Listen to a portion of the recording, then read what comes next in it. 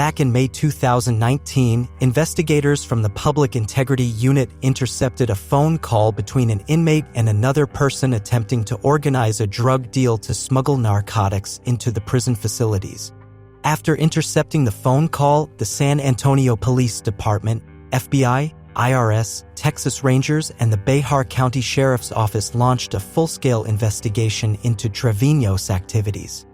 Sheriff Javier Salazar reported that the team monitored Trevino and followed him to his rendezvous with another suspect named Rudy Anthony de la Cruz. The meeting took place at a gas station on Broadway Street and Loop 410. Once the drug transaction was completed, agents swooped in on both men and made the arrests. El equipo de vigilancia observó que se estaba produciendo una transacción de estupefacientes. Se abalanzaron sobre ellos y detuvieron a ambos, dijo Salazar. The sheriff's deputy was in uniform at the time of the arrest and was carrying a weapon. Although not a law enforcement officer, it was evident to everyone that he was heading to work to smuggle drugs into the Bexar County Jail, but we stopped him before he could do so. Trevino was dishonorably discharged from the force on June 27, 2019, a month after the arrest took place. According to Salazar, agents recovered heroin and cocaine from Trevino and his accomplice. The former deputy had served as a sheriff's deputy for 5 years, and the sheriff believes he had been involved in drug smuggling for quite some time. Puedo decir que es muy ingenioso, dijo Salazar. Hizo todo lo posible por ocultar sus delitos. The sheriff also made some comments about people's actions and stated that, frankly, this suspect violated public trust, referring to the former sheriff's deputy. It's not something we can tolerate. This case has strong ties to organized crime, and it still does.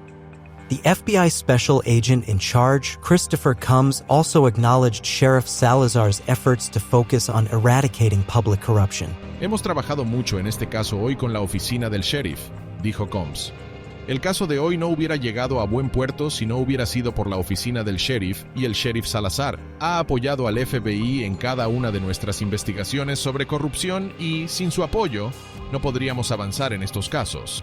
In these cases, Trevino was formally charged with 6 counts of various crimes. Some of the charges against him accuse him of participating in organized criminal activities, bribery, and possession with intent to deliver controlled substances. In another incident earlier this year, an Oklahoma City police captain was arrested for driving under the influence. He repeatedly asked people to turn off his body camera during the investigation. El sargento Christopher Skinner detuvo al capitán James Matthew French, de 55 años, a medianoche del 12 de marzo, tras ver supuestamente que su todoterreno se desviaba y giraba sin señalizar. En las imágenes de la cámara corporal difundidas el jueves por el Departamento de Policía de Oklahoma City, se ve a French sentado en su vehículo en la entrada de la casa en la que afirma vivir con su madre. Cuando el agente se acerca al todoterreno, le pregunta si ha bebido, a lo que French responde: «Soy capitán del departamento de policía». ¿Qué departamento de policía? Oklahoma City. Apparently, French pointed to his chest and whispered to people to turn off the camera. The sergeant was a bit confused by the request at first, ignored it, and continued questioning the driver about how much he had been drinking. But French seemed quite indecisive and remained silent for a while. However, when people insisted, French made the request again. «Por favor, apague la cámara», le pidió. «No voy a apagar la cámara», le contestó. Seeing that the officer did not respond to his request, French finally exited his vehicle. Officer Skinner continued to question him about his night and where he had been. Dice que estuvo en una partida de póker y que se tomó 3 o 4 cervezas, la última unas 2 horas antes del control de tráfico. El agente le pregunta entonces: ¿cree que debería llevarlo usted? No, pero venía de 4 manzanas. Next, Sergeant Skinner asked French to perform the mandatory field sobriety test. The drunken captain, however, was struggling terribly, was unable to keep his balance on the walking test, and knew he was now in trouble. French again pleaded with the people to turn off the camera. The officer told him he would turn it off when the investigation was over. However, French insisted on his request, saying he just wanted to talk to the officer and reiterated that he was a police captain. El sargento Skinner respondió: «Soy sargento y he jurado cumplir la ley. No muestro favoritismo a nadie a pesar de todo. No me importa si eres un pandillero o el presidente de los Estados Unidos. Skinner followed up with some more field tests, but French didn't complete them. So the people had no choice but to handcuff him. Once the handcuffs were on, the sergeant finally turned off his body camera. According to the incident report, French was arrested and booked on charges of DUI and failure to signal intent to turn. Oklahoma City Police Department Chief Wade Gary praised the professionalism of the people despite the police captain's insistent requests to turn off the camera. En mi opinión, el agente hizo exactamente lo que debía y lo manejó de forma muy profesional. En cuanto a cómo respondió el agente, lo hizo exactamente como debía. The investigation into French's arrest is ongoing, but Gary said the captain has been placed on administrative leave. The investigation has also revealed that French was driving a municipally owned SUV during the incident. In another case, a registered sexual predator, this gets a little uncomfortable. So brace yourselves. Jaden, a San Diego County Sheriff's Corrections and Court Services Unit officer, was placed under arrest in 2020 for engaging in sexual acts with a child. The arrest followed nearly 4 months of investigation into the former officer. This case was brought to the attention of authorities in April 2020 when San Diego County Crime Stoppers received a tip about an unidentified man who had engaged in inappropriate acts with a minor.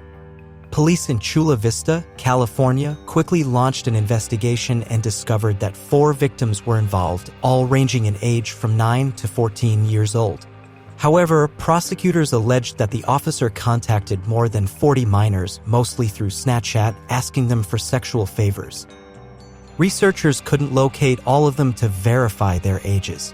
All these incidents occurred over a 2-week period between March and April 2020. The district attorney's assistant revealed that Fleur was specifically seeking young girls. He offered them money to meet with him and encouraged them to get their friends to meet with him too. Les dice a varias niñas de 12 años, ¿tienes amigas más jóvenes que estén interesadas en hombres mayores? Juan says he cast a wide net, really trying to reach as many girls as possible. Juan also revealed that Fleur told several girls. The victims feared the potential consequences of discovering they had been talking to a law enforcement officer. Fleur didn't hide from these young girls that he was a police officer. In fact, he boasted about it. He even sent them pictures of himself in uniform and identified himself as a sheriff's assistant. In early May, internal affairs investigators approached Fleur and took him out of service at the county jail during the investigation.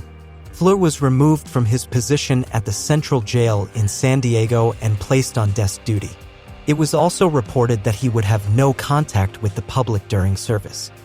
After being reassigned, Fleur had been with the Sheriff's Department for just over 5 years. On July 24, 2020, he was charged with 20 sexual offenses related to 4 underage victims. A year later, on May 7, 2021, the former sheriff's assistant pleaded guilty to all charges.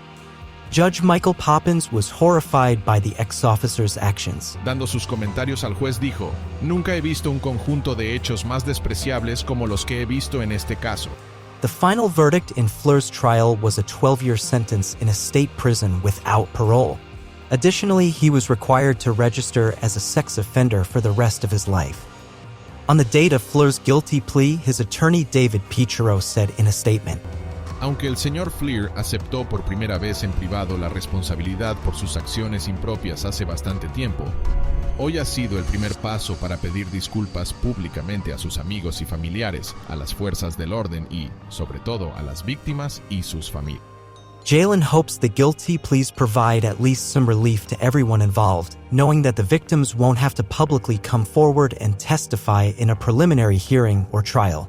He also mentioned that Fleur voluntarily enrolled in a treatment program last spring to begin what will be a long road of recovery and rehabilitation, ensuring he never puts himself, and most importantly, anyone else, in danger again.